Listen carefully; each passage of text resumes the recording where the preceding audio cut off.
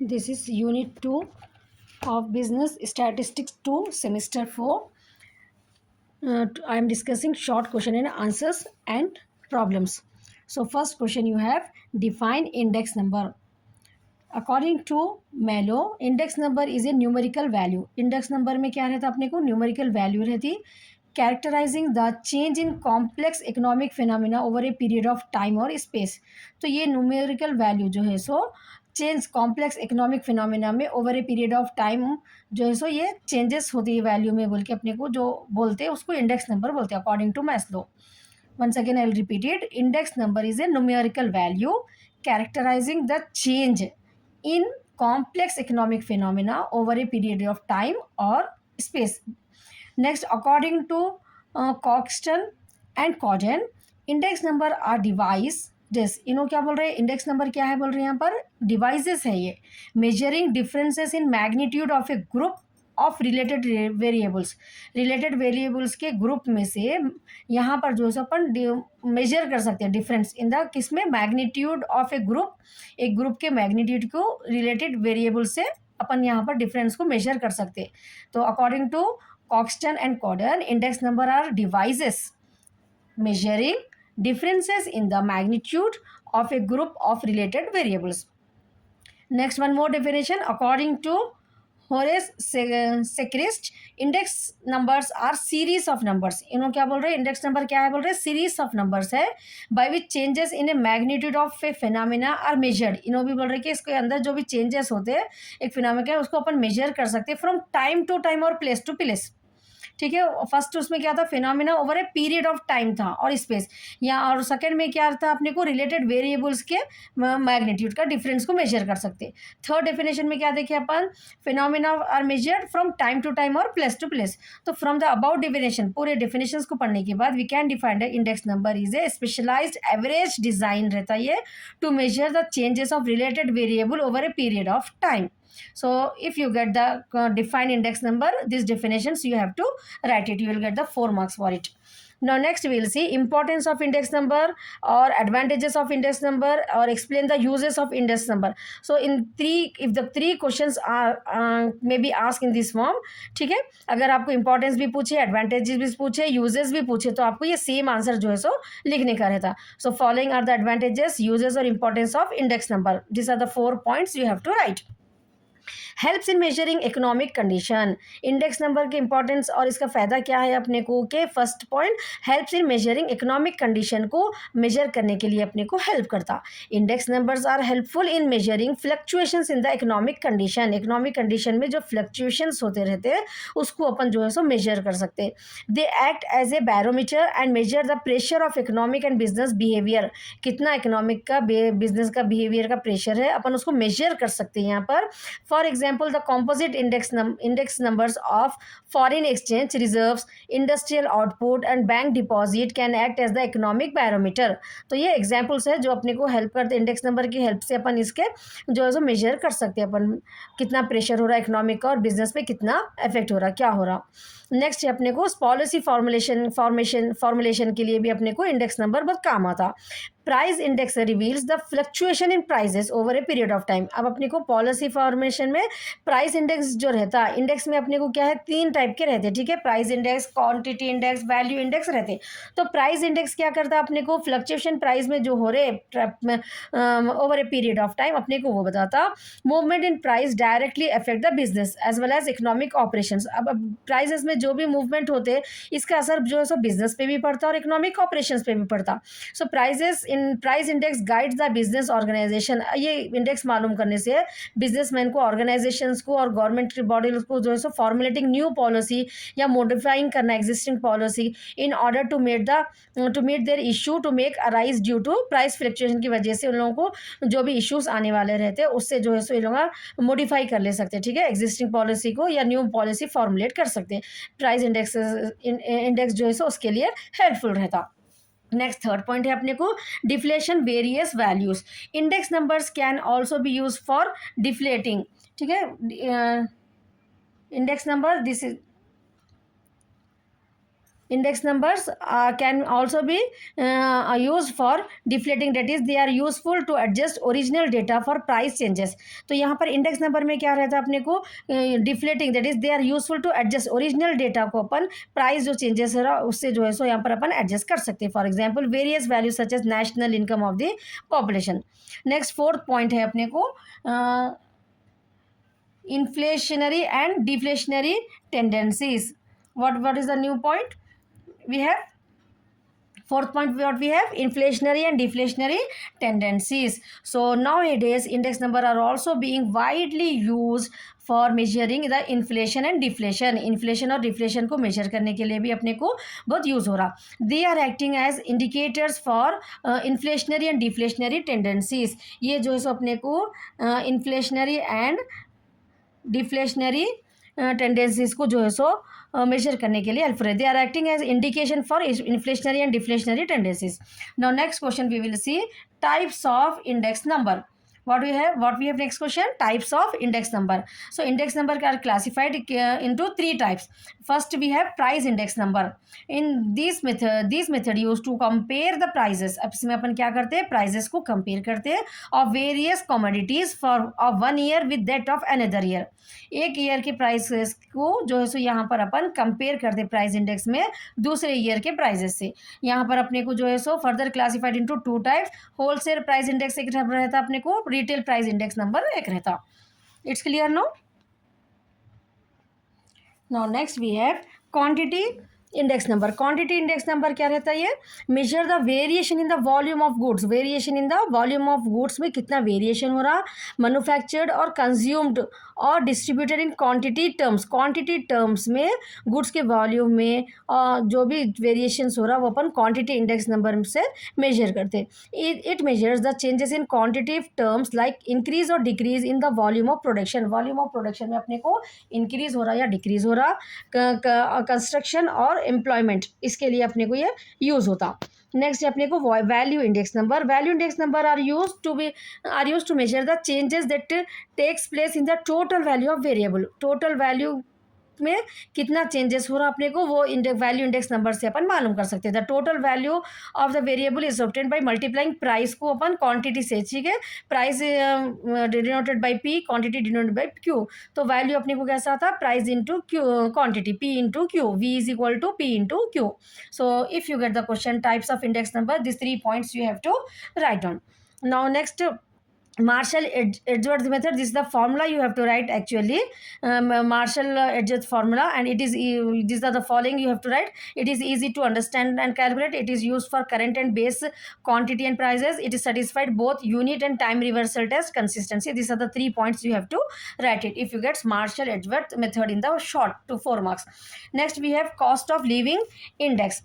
Consumer price index is also known as cost of living index. अगर आपको exam में consumer price index number अभी आया तो ये आंसर लिखना है. ठीक है, कॉस्ट ऑफ लिविंग इंडेक्स कुछ जो है सो अपन कंज्यूमर प्राइस इंडेक्स नंबर भी बोलते. Index number is use to measure the this is cost of living index, and this index number is used to measure the purchasing power of a particular class of people. ये क्या major करता है, एक particular class के लोग जो है. Cost of living मतलब क्लासेस जो रहते हैं ना, अपर क्लास लोअर क्लास, तो वैसा यहाँ पर जो है सो यू मेजर करते हैं अपने को, अपन मेजर कर सकते हैं purchasing power of a particular class of people in relation to change in the retail price. In other words it studies how price variation effect. Price में अगर वेरिएशन हुआ तो कॉस्ट ऑफ लिविंग में जो है सो कितना इफेक्ट हो रहा, purchasing power of A group of people में क्या इफेक्ट हो रहा, अपन ये कॉस्ट ऑफ लिविंग इंडेक्स से मालूम कर सकते हैं. While constructing cost of living index, a particular section of society is selected. इसके लिए क्या करते हैं, एक मालूम करने के लिए एक पर्टिकुलर सोसाइटी के लोगों को यहाँ पर सेलेक्ट करते हैं, rich middle poor, and study जो है सो उस पर कंडक्ट होती है हाउ प्राइस वेरिएशन इफेक्ट हो रहा है इन लोगों के लेवल ऑफ सेक्शन पे. Based on such information cost of living index is constructed. Cost of living index number is constructed. CLIN, cost of living index number. So these are the five theory questions I have discussed. Now we'll do the problems. In short, you may get the problem also and theory questions also. So let's see the problem. You now see the question. Calculate index number by simple aggregative method. price of in 2005 is given, price in 2007 is given, and 4 commodities are given to us, A, B, C, D. It's clear? No, here it is given in the question, 4 commodities are given. So answer, computation of price index number, 3 columns you have to make, commodity and price column you have to split into 2005 year we are taking as base year P0, and 2007 price we are taking as P1. It's clear? ABCD commodity we have written. Now 2005 prices we have written, 2007 prices as it is we have written from the question. Now we are doing the total. Sigma P0 is equal to 807 and sigma P1 is 669. So calculating index number by using simple aggregative method, we have the formula sigma P01 is equal to sigma P1 by P0. It's clear? 2007 का जो price है का अपने को आया था ना 669, वो लेना है पहले. समेशन भी बोलते हैं इसको, सिग्मा भी पढ़ सकती है. साइन जो है ना, इसको जो है सो आप जो है सो समेशन या सिग्मा, तो समेशन P1 व समेशन P0 इंटू 100, 669/807 इंटू 100 करें तो आपको आता, जो भी डिवाइड पहले डिवाइड कर लेना, उसके बाद 100 से उसको मल्टीप्लाई करें तो आपको परसेंटेज में आंसर आता 82.90. So this is the simple aggregative method.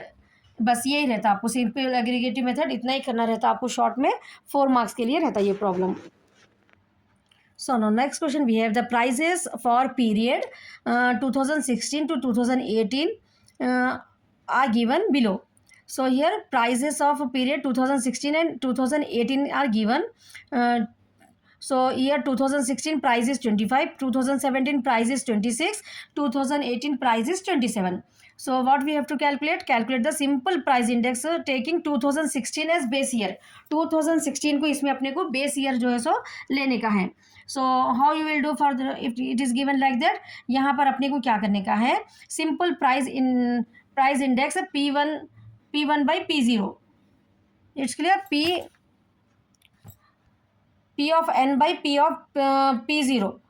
P of n, it is P of n by P0 into 100. So price of 2016 के लिए अपने को P of n जो भी रहता है वो जो है सो अपने को जो ईयर का अपने को मालूम करना है वो है 25 है. P of 0 जो है सो अपन बेस ले रहे हैं, अपने को क्वेश्चन में 2016 का बोले ना, तो 2016 का अपने को 25 है, तो सब डिनोमिनेटर्स में अपने को 25 लेना. जो ईयर का क्वेश्चन में अपने को देते ना, calculate simple price index taking 2016 as base year बोल के, तो पूरा उनका डिनोमिनेटर 25 रहता और जो क्वेश्चन में गिवन वैल्यू रहती है वो न्यूमरेटर में लेना रहता. ठीक है? 25/25 into 100 100%, 26/25 into 100 104%, 27/25 into 100 108%. It's clear? No? Now next we will see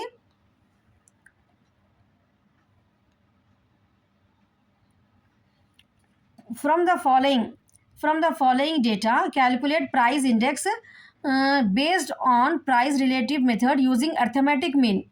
Using arithmetic mean we have to calculate the price index method. So commodities are given and price of 2015 and 2016 is given. So commodity prices अपन two उसमें split कर लिए यहाँ पर 2015 2016. 2015 को P0 लिए, P1 2016 को P1.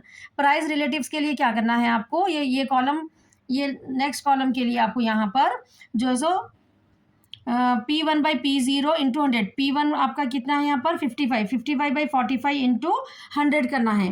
ठीक है? ईच वैल्यू को ये 55/45 इंटू 100, 70/60 इंटू 100, ठीक है, 30/20 इंटू 100. P1 के प्राइस को P0 के प्राइस है डिवाइड करके जो है सो आपको यहाँ पर आंसर लिखना है. P1 by P0 इंटू 100 करें तो आपको प्राइस रिलेटिव का कॉलम आ जाता. सो सबमेशन ऑफ P1 बाई ये पूरों को ऐड कर लिए तो अपन कितना हो रहा 753.1 आया अपने को. Now this is the formula. P01 is equal to summation P1 by P0 into 100 by n. Arithmetic mean में अपन जैसा लेते ना सेम वैसे यहाँ पर कैपिटल n लेना है अपने को. नंबर ऑफ कमोडिटीज 6 है अपने को. सो 753.1 डिवाइडेड बाई 6 करें तो आपको 125.517 आ गया. Now we'll see the next question. Calculate index arithmetic index number by average price relative method by using arithmetic. ऊपर में 6 क्वेश्चन में क्या था आपको? प्राइस रिलेटिव था. प्राइस रिलेटिव में क्या करे थे अपन? P1 by P0 इंटू 100 करे थे. अब यहाँ पर अपने को क्या है? यहाँ पर एवरेज प्राइस रिलेटिव मेथड भी में भी आपको जो है सो सेम करने का रहता है यहाँ पर. ठीक है? Average same question. ठीक है? लिटिल बिट स्लाइड चेंजेस होने से कंफ्यूज नहीं हो जाना. Price index based and relative price method arithmetic mean बोले तो, और यहाँ पर 9th क्वेश्चन में भी आपको जो है सो सेम करना है. So see here, price calculation of index number, price in the relative method using arithmetic mean. commodity prices को अपन जो है सो स्प्लिट करके लिख लिए यहाँ पर 2017 2018 P0 P1. नेक्स्ट जो है सो अपने को यहाँ पर प्राइस रिलेटिव मालूम करना है P1 by P0 into 100, 4 by 2 into 100, 8 by 6 into 100, 15 by 10 into 100, 5 by 5 into 100, 8 by 12 into 100. ठीक है, ऐसा करने से आपको जो है सो ये पूरे आंसर्स आ जाते. उसके बाद यहाँ पर P1 बाई P इसका जो है P0 का आंसर टोटल कर लिए तो 650 आया. सेम अपने को summation P01 is equal to sigma P1 P0 by 100 into 100 by N. Number of commodities, ये प्रॉब्लम में अपने को 5 है ना, PQRST. ये जो कमोडिटीज़ दे रहे हैं उसको बोलते हैं. n इज इक्वल टू 5 यहाँ पर है, देखिए n इज इक्वल टू 5. ये n अपने को यहाँ पर डिवाइड करने का है. So 650 divided by 5 we will get the 130 as the answer. It's clear no. Now next question we have compute price index by weighted average method. ठीक है, last problem weighted average method का है अपने को.